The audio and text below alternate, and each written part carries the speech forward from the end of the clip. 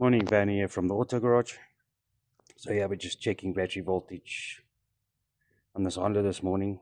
So originally we did a starter on this vehicle a couple of days ago for the customer, and then customer took the vehicle, and then for some reason, which we discovered a bit later, the battery started running flat.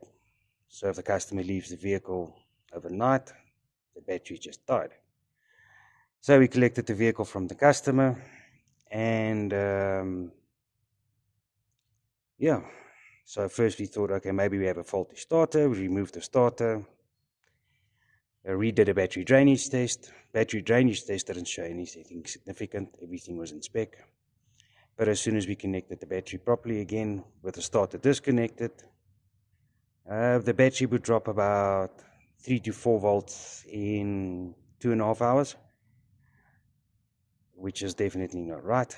And so, yeah, did a couple of more tests just to discover that this little 4-pin relay, yeah, there we go, see it much better, was actually causing the problem.